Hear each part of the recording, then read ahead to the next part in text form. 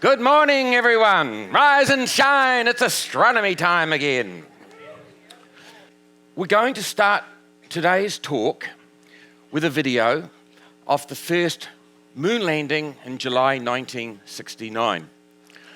And it's a small montage, about a minute. You'll see the powerful Saturn V rocket being launched. You'll then get a view of the actual moon landing from the window inside the lunar module. And it'll look very grainy because there's a lot of dust flying up from the engine bell. You'll also see, just sort of on the right-hand side, you'll see a corner, you'll see a silhouette of the leg of the lander. And below that, you'll see a probe, 6-foot-long probe. And the idea behind that, it has a sensor on it. There's actually 3 of those off the 4 legs of the lander. And when it touches the lunar surface, a little light goes on in the lunar module called contact light. And you'll hear Neil Armstrong talk. You'll hear him say, contact light, engine stop. And that's the signal to him, stop the engines, and they free fall the last 6 feet down to the moon. Why? They don't want rocks and material flying up into their engine bell. It could cause a problem. You'll then see Neil Armstrong walking down, sort of slowly going down the ladder, and that's because he pulls on a lever on the side and activates a camera. And you see that nice ghostly white image of him going down the ladder. And then you'll see him take his first few steps on the moon from the perspective of Buzz Aldrin in the lunar module again, looking down through the window. We're going to have a few videos, and that's the whole point today, is show you some lesser known pictures and some videos. So it's going to be a fun day. So let's get started. 2, 1, 0, all engine running.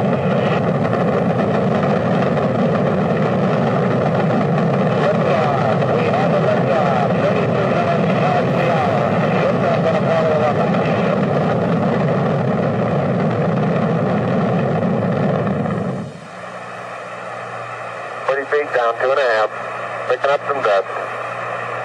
30 feet, 2.5 down. Take shadow. 4 forward. 4 forward, drifting to the right a little.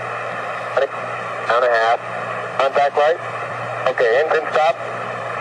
Houston, Tranquility base here. The Eagle has landed. Roger, Tranquility. We copy you on the ground. You got a bunch of guys about to turn blue. We're breathing again. Thanks a lot. Okay, Neil, we can see you coming down the ladder now. I'm at the foot of the ladder. The limb footpads are only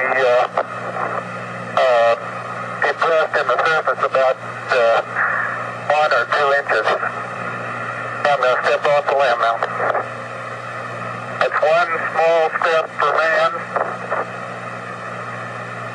1 giant leap for mankind.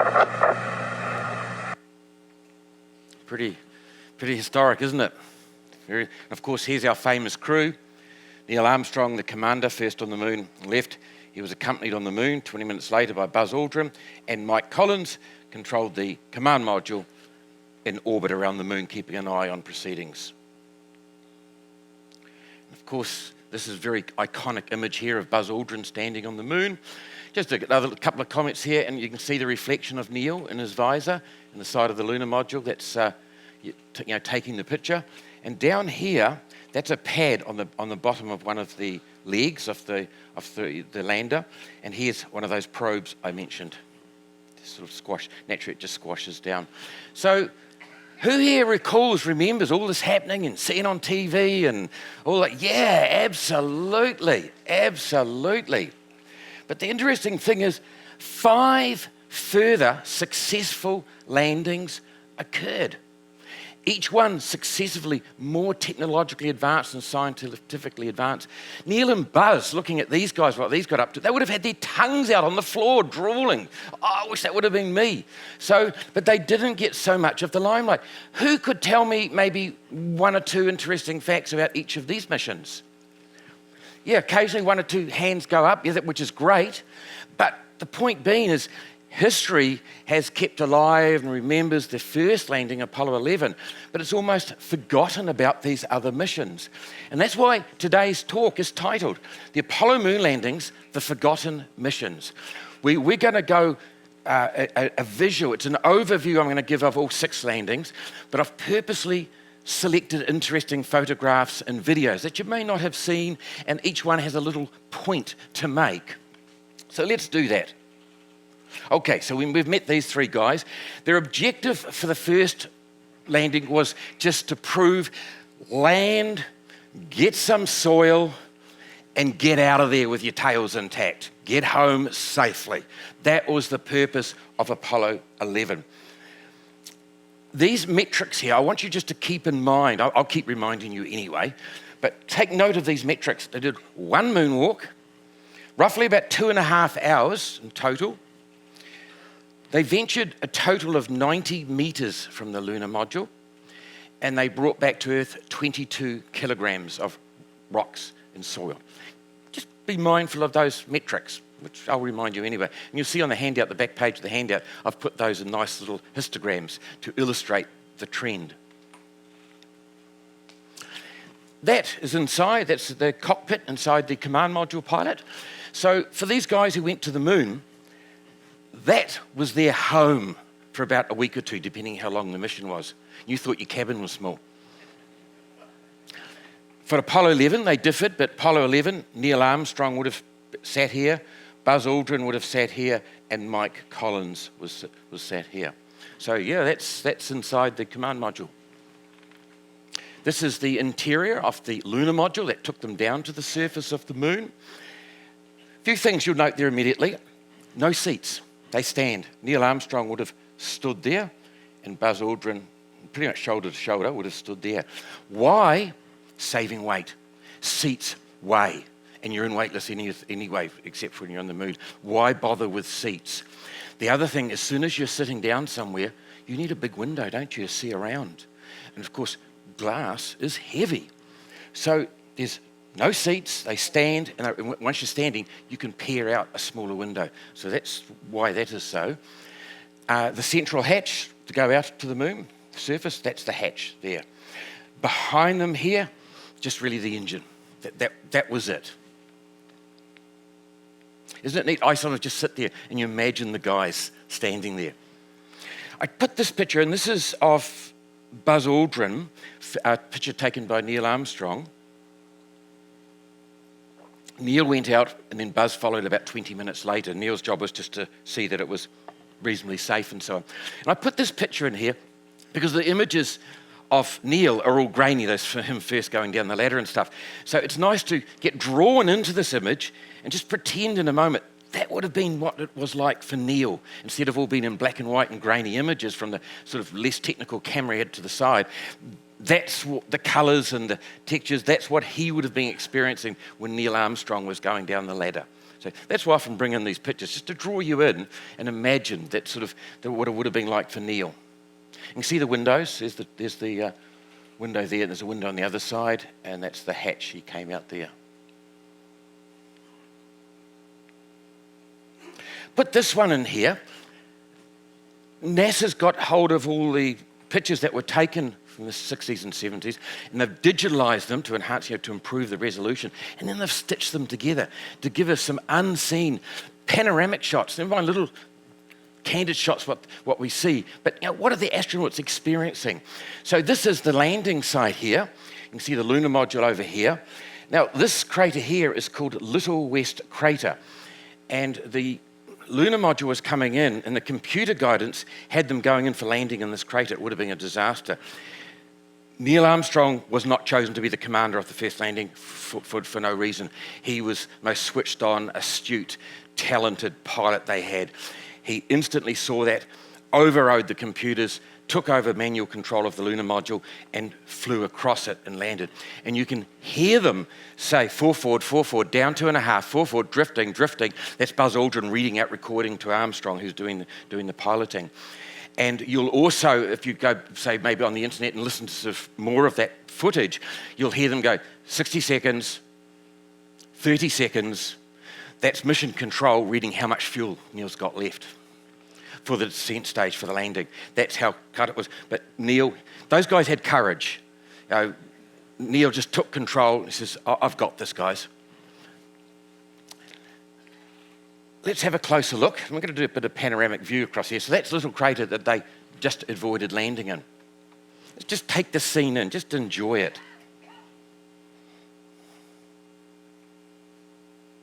Isn't it beautiful? This is stuff you don't normally see. And what do you notice? They call it the area Tranquility Base because it's in the Sea of Tranquility. And you'll notice one of the first things you notice, see how relatively flat the terrain is.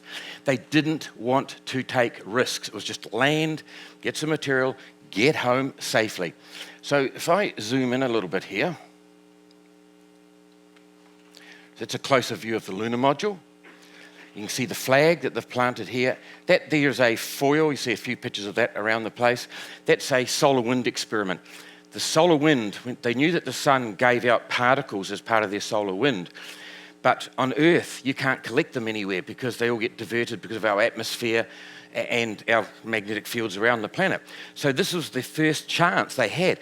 Let's collect some of the solar wind and see what it's made of. So they got this sort of sticky adhesive foil that they spread out, and just before they left the moon, they rolled it back up and took it home with them. So this was the first opportunity to learn something about the sun. This here is a iconic picture of Buzz next to the flag. Two things I put here. One is you'll see the flag. They've got wires thread throughout it here to make it look like it was flying. A lot of people say, why is the flag flying? They didn't want a flag pole with just a floppy flag. So they ran wires through it so it looks the part. But the other thing you'll notice here, look at Buzz in a spacesuit. He's not looking at the flag, is he? Let's zoom in a sec. Can you see? He's looking around. He's looking at Neil. Neil took the picture, but you can see Buzz's face. He's through the visor. He's actually looking like that. And the highlight here is that those spacesuits are reasonably roomy. It wasn't like all snug, the suit's facing that way, so he's looking that way. No, the suit was facing that way, but he's looking around at Neil. Yeah. And so you've only just been able to see that since they've enhanced the image. This is a picture of Neil Armstrong, one of the very few pictures of Neil on the moon. He had the camera most of the time, just had one camera, and so he took most of the pictures, and they were mainly of Buzz Aldrin. Buzz did have the camera for a little while, but he didn't take many pictures of Neil. We'll never know why. We won't go there. So there's the flag, the solar wind experiment. There's Neil working on the instrument bay, just getting some instruments out from the lunar module to put on the surface to do some science. Blow that one up there. So there you go. That's one of the very rare pictures of the first man on the moon, just quietly working away. He wasn't a poser, Neil. He was very modest. You don't see him posing like this. Look at me, guys. He's busy working. This is a lovely picture. This is Neil. Buzz has gone back in the lunar module now. Neil's just tidying up, doing a few last things, and he's the last to go back into the lunar module. This was a photograph that Buzz took from inside the lunar module looking down. And the reason I put this here, it's the last few moments before they leave the moon, but notice his visor is up. Their gold visor, you can see, you can put a human side to it. You see most of the pictures of the astronauts on the moon, they've got their gold visor down to protect their eyes against the harsh ultraviolet light on the moon. And occasionally when they're in the shadows, they can lift their visor up. And it's really cool because you can see a human face to the astronaut, a human being, versus just this figure bouncing around with a gold visor, a faceless sort of figure. So that's really cool. And there's one of Neil. This is inside the lunar module. The one on the left is Buzz Aldrin. They've just landed on the moon here and they're preparing to do their first moonwalk. And that's Buzz. And this one, very rare picture, this is Neil Armstrong after the moonwalk. He looks tired, exhausted, but elated. He hadn't slept for days. They were meant to sleep. As soon as they land on the moon, the plan was, go and have a sleep, guys, and then look at the land, and then go for a moonwalk.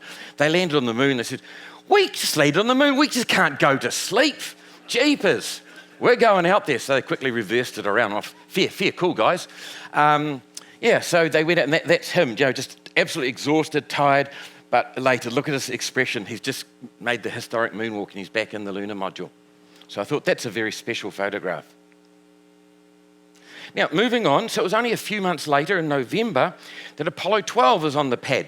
And these three guys here, Pete Conrad was the commander, Dick Gordon and Alan Bean. So Alan Bean and Pete Conrad were the two who went down to the surface of the moon. This story highlights how the courage these guys had. And these guys were the cream of test pilots. They launched in the middle of a rainstorm. They got struck by lightning as they were going up. All their instruments just went absolutely crazy. The rule in mission control would have been abort the mission. Pete Conrad just kept his cool. He said, yeah, the instruments are just going absolutely bizarre, but the rocket's still taking us somewhere. Let's hang fire. So he did what we've since learned what to do when the computer goes crazy. What do? You reboot. So he just switched everything off, switched back on again. Everything was fine. Who said lightning doesn't strike the same thing twice? A few minutes later, it struck again. And it just went haywire again. Once again, he just kept his cool, turned everything off, turned everything back on again, and away they went. I think that highlights, these guys, they had courage. Their objective was, instead of just landing wherever you can on a flat bit of the moon, guys, we want to prove that you can do a pinpoint precision landing. And there was a unmanned lander a couple of years prior called Surveyor 3. They said, we want you to land right beside Surveyor 3 to prove we can do a pinpoint landing. So that's what they did. They did 2 moonwalks versus 1. Instead of 2.5 hours, they did 7 hours, 45 minutes, just short of 8. So 3 times the amount of moonwalking time than the previous Apollo 11. Instead of just wandering 90 meters from the lunar module, 1,300 meters, so 1.3 kilometers. So that's about a mile away from the lunar module. Instead of 22 kilograms, they brought back 34 kilograms of material from the moon. So half as much again. So you're starting to see the trend. They're getting more and more advanced in everything they do. That's the Surveyor 3 unmanned craft that had landed prior on the moon, a couple of years prior. There they are, and there's the lunar module just there. Now you might say, which astronaut is that? And I'll show you in a minute what I mean by that. Which astronaut is that? This is a picture that Al Bean, the second guy, took of Pete Conrad, the commander. Pete Conrad in this mission was the commander. He's going down the ladder first, and Al Bean took this image. And the reason I put this one is to draw you in again. This was the only photograph taken of all the missions of this perspective. Imagine that's what Buzz Aldrin would have seen as Neil was going down the ladder for the very first time. So they didn't take a picture of that, but this is the next mission. But I put that in, just imagine, that would have been what Buzz would have seen as his buddy was going down the ladder to be the first man on the moon. That's what it would have been like. Of course, Apollo 13 did not land. Unfortunately, on the way to the moon, an oxygen tank exploded. Fortunately, they got all 3 astronauts safely home. That's mission control right at the moment. You've probably heard all the expression before. Houston, we have a problem. That was from Apollo 13. Once again, cool, calm, and collected. An oxygen tank exploded. They said oxygen alarms were going off. Oxygen levels they were seeing were dropping. Instead of going, holy cow, what's going on? They just said, Houston, we have a problem. These guys are skilled, trained, disciplined guys. That's what it looked like. They took a picture of it when just before they went back into Earth. Just for you superstitious people out there, here's something to consider.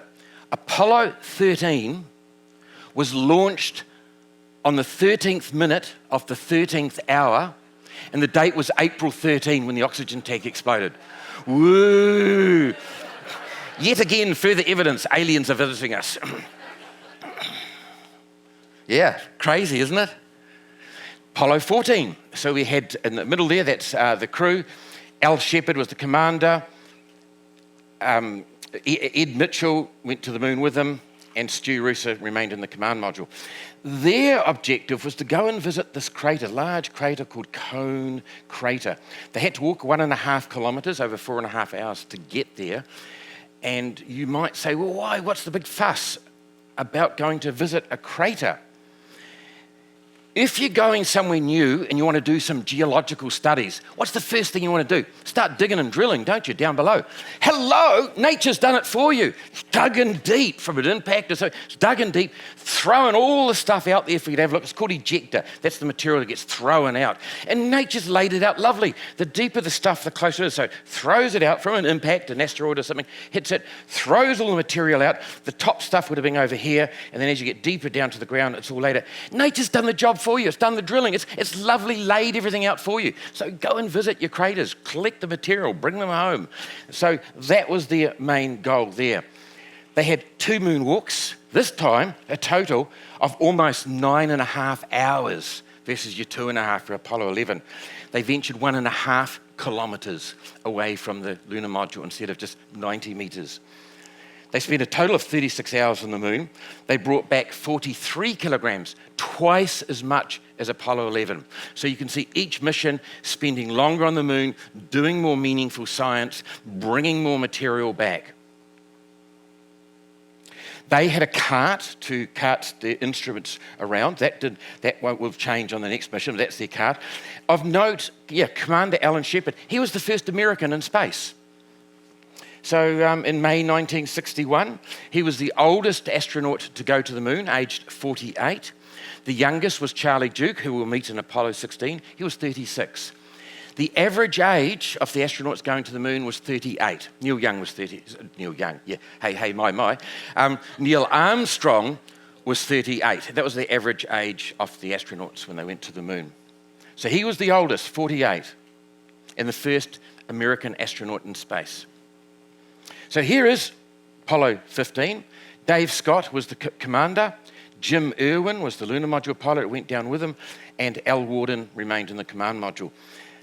These guys, their main aim was to see if they could get up into the highlands. Instead of the lowlands, the more easier terrain, they thought, let's go up amongst the mountains.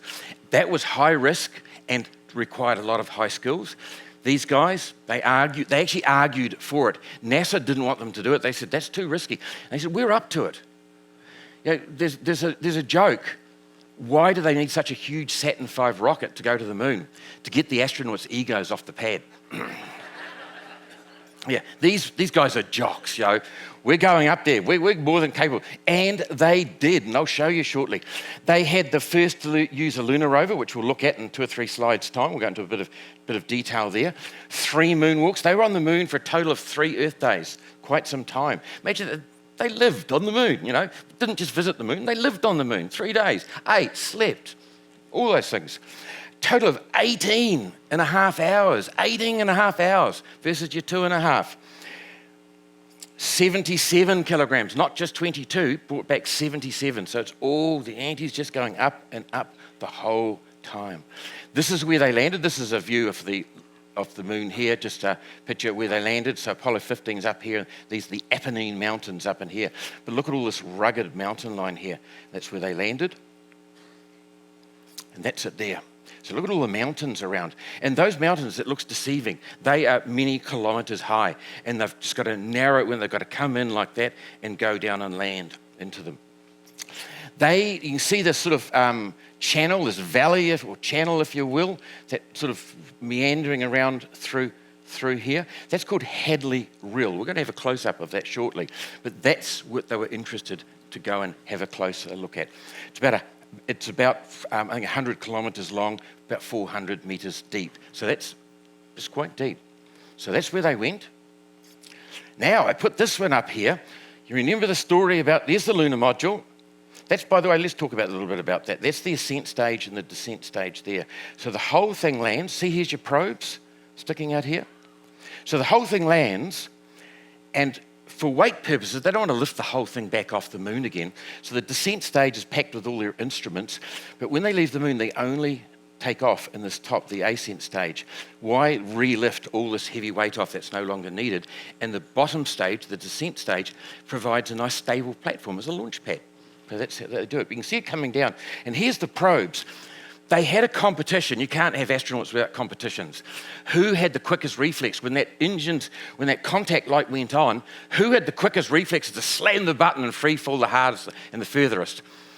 Dave Scott in Apollo 15 won that little competition. He fell with a thud. Two things. This is the picture of the lunar module. Look, the engine bow is impacted into all the soil. But look, it's on a 10-degree tilt. That's huge, 10 degrees. And they said, they're almost like, gosh, are we okay to sleep in here? You know, is it going to remain upright? Is it going to tilt over? It was a little bit nerve-wracking. They said we were a little bit reluctant to go to sleep initially. You know, are we going to wake up in the morning? But they got over that. So they spent 3 days. So that was really quite something. Here's the lunar rover, which they had on the last 3 missions. And it's the wheels, just let's start up here. The wheels are made of aluminium and zinc mesh and with titanium for the chevron treads there. You can't have rubber on the moon.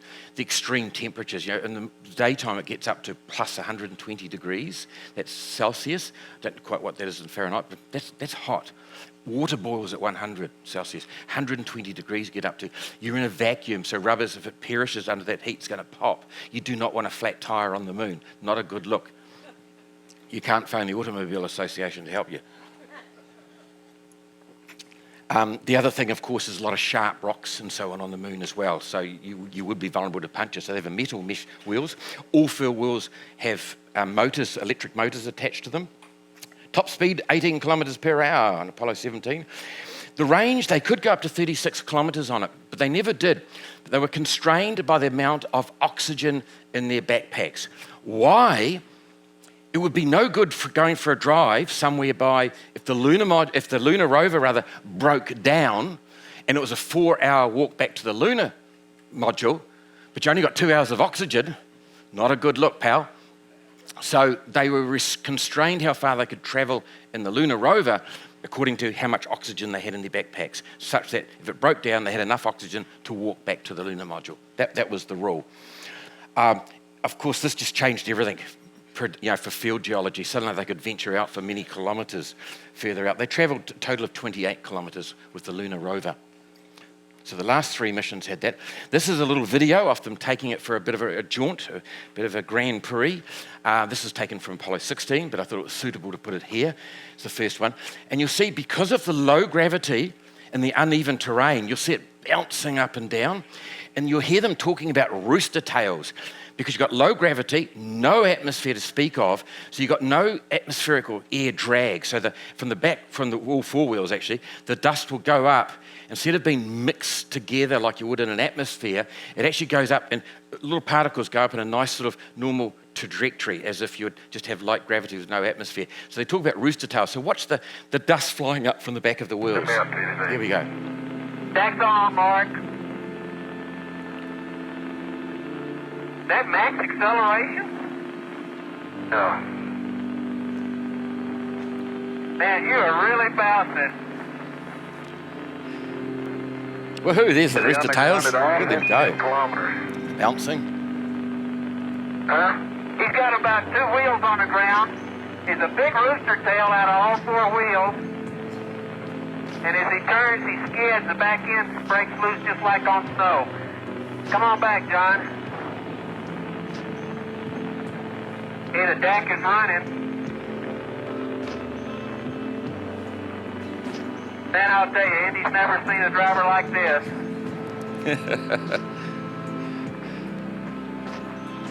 Yeehaw. Okay, when he hits the craters and starts bouncing, it's when he Look gets at his that rooster bouncing. tail. I love it when he locks He the makes wheels up sharp here. turns. Hey, that was a good stop. Those wheels just locked. Mark off. Very cool. So that's the lunar rover. Moving on, let's just have that's Radley Hill, that big sort of gully or valley you could see, 400 metres deep, really steep walls, probably from a lava tube. You know, when the moon had a lot of lava flowing on it, and a little tube developed, and then it collapsed and deformed that. But that's of huge geological interest to the astronauts, to NASA and the geologists.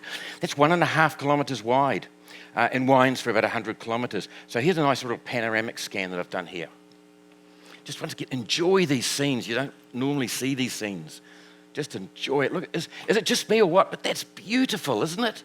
I know I get my thrills cheaply, but I just find that beautiful.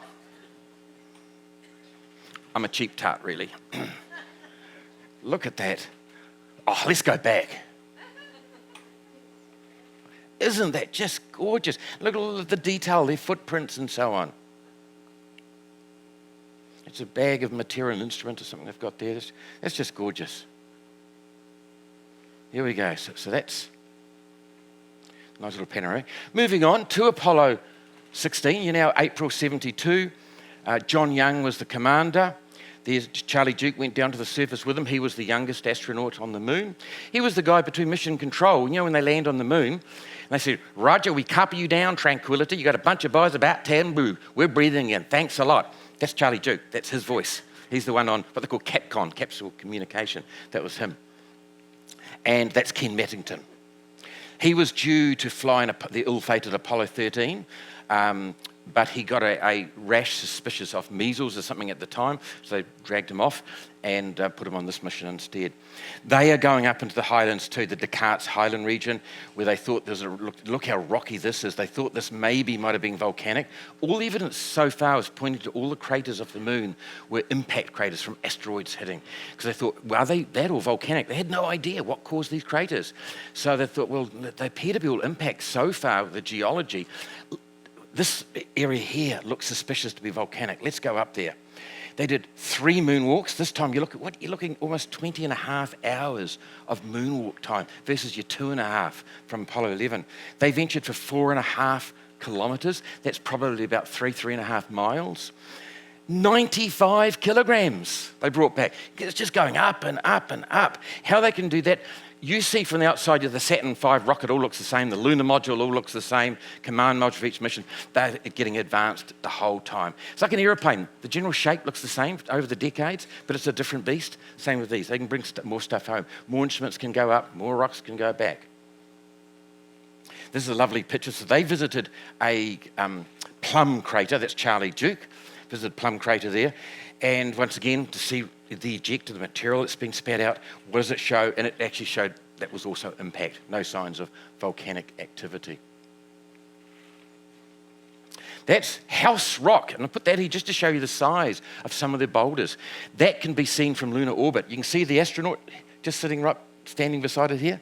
So that's 4 stories high. So imagine the forces to have lifted that, obviously from an impact. An asteroid would have struck the moon, and just the forces to lift a boulder 4 stories high, thrown it across. I put this is a lovely, this highlights, so this is, yes, Stone Mountain, but there's the rover. Look at the slope, the degree of the slope of that, 22 degrees. But that's the sort of stuff they were doing. They were climbing up there. The lunar rover went up here. But look at the sharp rocks and stuff. You can see why they would not want rubber tires. So, you know, the environment of the moon, even the ground, was harsh. So I just like that point of this one. It's high resolution, shows you all the field of boulders and the sharpness and some of the steep slopes that they drove up with the lunar rover. This is John Young jumping for joy in the low gravity. Of course, he can do that. Notice he's got red stripes on. Why is that? Not just because he felt he was special, I want red stripes. No, remember I said back to Apollo 12, I said, which astronaut is that? Those Apollo 11 and 12, when they got back and processed all the films, they couldn't remember. Is that you, Neil, or is that me, Buzz, or whatever? There was no way of telling. The visors were down and they all did various activities. So they gave the commanders red stripes on them so they could tell for photographic reasons, retrospectively, who was who. So that's why he's got them. That instrument in the back is an ultraviolet spectrograph sitting in the shade there. Ultraviolet light, as we spoke about in one of the talks, gets absorbed by our Earth's atmosphere, and that's why we still get some UV, obviously skin cancers, but we don't get blasted with ultraviolet light. You're above Earth's atmosphere here, so once again, it's the first opportunity. Start taking some instruments and start analysing light in the ultraviolet. You're above Earth's atmosphere. So they took advantage of everything along the way. Here's another real lovely panoramic view. This is with John Young. Just take this, look, you see all the tracks from the lunar rover? There he is working on the lunar rover. You know it's him because of his red stripes.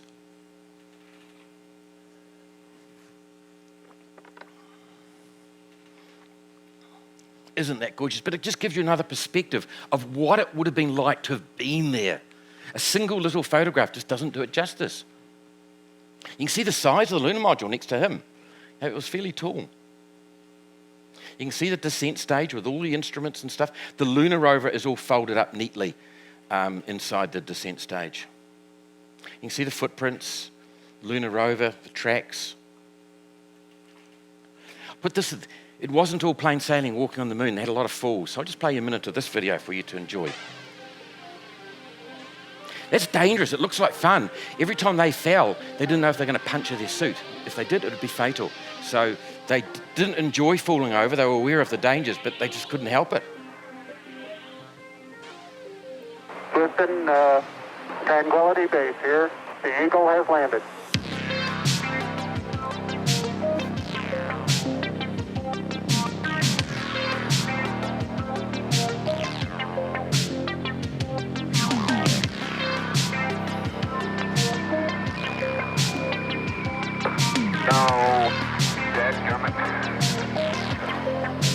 Jack Schmidt having a few problems.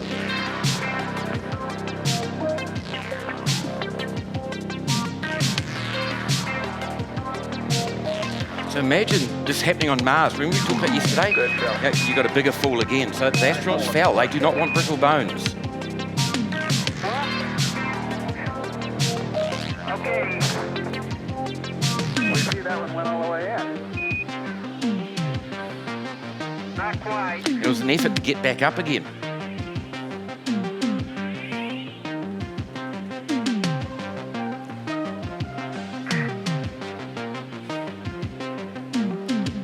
So you see all these lovely images and videos of them dancing and hopping on the moon's surface, but this is behind the scenes, a lot of what went on.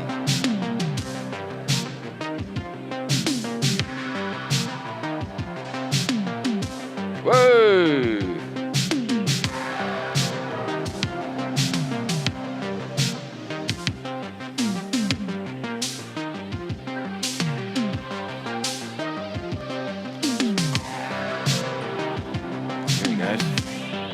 Down he goes. Yeah, here it is. So yeah, that was dangerous, dangerous stuff there. Yeah. So moving on to Apollo 17, you had Gene Cernan, the commander. You had Ron Evans in the command module. Jack Schmidt went down to the lunar surface with Gene. He was the first geologist. They thought, we've only got one mission left. They cancelled with lack of funds for Apollo 18, 19, and 20. We've got Apollo 17's, oh my gosh, this is your last mission, guys. Thought, let's get a geologist up there. So he was the first geologist to go to the moon. The astronauts weren't happy because he was stealing one of their seats, but he proved himself and it was very good. So they went up in the highlands as well, the Taurus Littrow region in the highlands. The first geologists, they had 3 moonwalks, 22 and a half hours versus the 2.5 for Apollo 11. They travelled a total of 36 kilometres, venturing 7.5 kilometres away from the lunar module. 7.5 kilometres versus 90 metres. So that's about 6 miles, roughly. 110 kilograms of material they brought back from the moon. 110. 5 times what Apollo 11. So you can see Neil and Buzz would have just been drooling at all this sort of science going on. That's where they landed, right up there in the highlands. So you can see Apollo 17 up here in the highlands, and that's in there. Imagine trying to land amongst all these mountains. Nothing can go wrong. And I should say, when they do go into land, the lunar module is on its side. It goes in arcs over like that, then lands. Their windows are here, so when they're going into land, they're looking up. They can't peer out their windows when they arch over. And going into mountains, that's dangerous stuff, but they did it. This is a lovely rock. I put this in here. It's called split rock because it's better resolution than the house rock. But look at the size of it, and it's split into about 5 fragments. I think that highlights the forces that must have been involved to hurdle something like that huge distances. And when it struck the ground, it split into 5. So I just put that in there just to, to draw you in and think about the forces involved. Versus, oh, there's a rock, isn't it big? Think about what formed that rock and what created it, what processes were going on. This is the only signs they found that there was some volcanic activity on the moon. This was the famous orange soil. I remember this publicity. This made the newspapers. And they found the glass beads, titanium, iron oxide, and zinc. Glass beads are a sign of volcanic activity. Hot molten material gets thrown up into the air. It cools rapidly as it falls back down into glass beads. So this did make the news at the time, the first signs of volcanic activity. This is a picture of Gene Cernan, the commander, back in the lunar module just before they take off. They've spent 3 days on the moon. He looks pretty grubby, doesn't he? I don't think his mother would have been proud of this picture. He looks very grubby. The lunar dust is very abrasive and adhesive. It's stuck to everything. They had to try and brush it off. They couldn't get it off. It just adhered. Very adhesive. The rubber seals between the helmets and their gloves and fitted starting wearing out. That's going to be a big problem for the astronauts going back to live on the moon. So that's an issue they're actually still trying to work out. What are we going to do about that abrasive lunar dust? When they went into the capsule, back into the lunar module rather, sealed the hatch, repressurized, took their helmets off. 2 things. They said it smelt like spent gunpowder and it irritated their nose like hay fever, sneezing and the likes too. So it is an issue that they're going to need to have to get sorted out. They avoided it. They did not want it to get into the command service module. So when they left the moon, they came up and they joined the command module again. When they opened the hatches to connect the two, they purposely set up a gradient, an air pressure gradient going from the command module through into the lunar module to try and minimize dust working its way through. They didn't want it interfering with their sensitive instruments, which of course were vital for getting back to home again. That's a picture you very rarely see. Just a little bit about the lunar science. I've actually, on my YouTube channel, I've got a full 1-hour talk just on the lunar science, the instruments and the rocks they brought home and what it told them. Just very briefly, astronauts did a lot of field geology, looking at surface features, bringing back the rocks. They set up many, many instruments that continued to transmit data for many years. These are them here, looking for seismology, looking for moonquakes, magnetic fields. Is there any heat flow coming up from underneath the moon? The laser ranging, this is it here, it's an instrument where astronomers, it's a reflector. Astronomers can send a beam of a laser beam from Earth, surface of the moon, bounces back again, and they can work out the exact distance from the Earth to the moon. And in theory, the moon should be receding from the Earth, long story why, but it's orbital mechanics, 3.8 centimetres per year. And indeed, this precision measurements confirm exactly that. The moon is receding from the Earth 3.8 centimetres per year. Solar wind experiment we've talked about. So yeah, I've got a full 1-hour talk about that. The moon rocks were provided invaluable information, not only the history of the Earth and the moon system as well, but the solar system. You go look at some of these big craters from asteroids and you try and date with radiometric dating the rocks surrounding them. That gives you a clue of what event happened from elsewhere in the solar system sending rocks and when it happened. So they're able to read from those rocks exactly what the history of the solar system was. Once again, that's all in my talk. I go through all of that, the 1-hour talk. Both the NASA and the Japanese have got high-resolution reconnaissance lunar orbiters taking high-resolution pictures of the entire moon, mapping it out, to get a good 3D picture of the geology of the moon, but also for future missions and research and stuff. So you can see all 6 landers are in high definition on the internet. They're the Apollo 11, 12, 14, 15, 16, and 17. And they point there, you can see the lunar module. There's the descent stage of the lunar module. I'm going to blow up, make it a bit clearer now, Apollo 17. So there's the lunar module here. There's the lunar rover, which they parked it away, and we're going to show you why in a minute. That's a blow up there off the descent stage. You can see all their tracks, their footprints. You can see where the lunar rover has been driving as well. I put that here, but I've already explained now. Well, there's your ascent stage and there's your descent stage of your lunar module. So let's just move on. This is one of the last images taken from Apollo 17. There's Gene Cernan next to the lunar rover. What do you notice here? A lovely big movie camera. The importance of that was so both astronauts could go out exploring the moon. They had a team of geologists back at Mission Control controlling the camera, and they might be scanning. Hey, Jack, can you go over there, please? And you go over there. Here, yeah. Could you pick up that rock over there? This one, no, the one next to it. This one, yeah. Can you bring it over? And he'd bring it over to the camera, and the geologists would all be looking at, no, I don't think that's what we want. How about that one over there? Yeah. No, that looks really interesting. Can you bag that up for us, please? Please label it, X, Y, Z. So you essentially had a full, not only did you have one geologist on the ground, you had a full team of geologists essentially on the moon, telling them where to go, what rocks to pick up. Can you bring that up to the camera? But they didn't waste that moment either. So just before launch, before liftoff, they filmed themselves lifting off. Just as you saw a video of the first landing on the moon, I'm bookmarking the talk with the leaving of the moon off the last mission on the moon. 4 days, pushed. Mission arm is ascent. Okay, I'm going to get the pro. 99, proceeded, 3, 2, 1, ignition. Right away, Houston. Beds are good. Ag thought. How cool is that? Over. Once again, how many people have seen this video?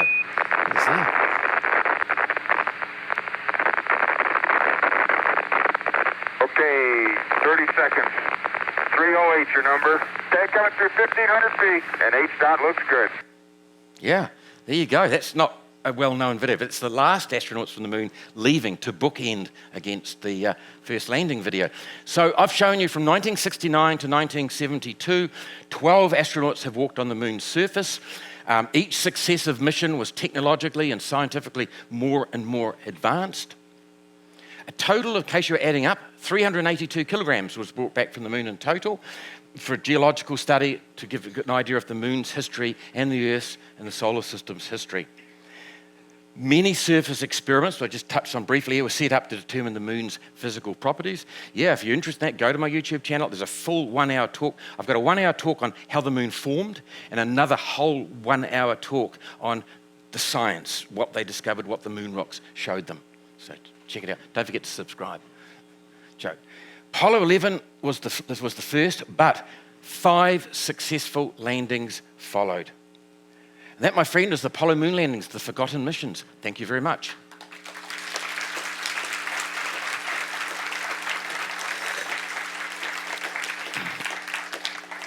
Tomorrow is total solar eclipses. That's very cool. Why these surreal events need to be on your bucket list. So we'll see you 11 o'clock tomorrow. All good.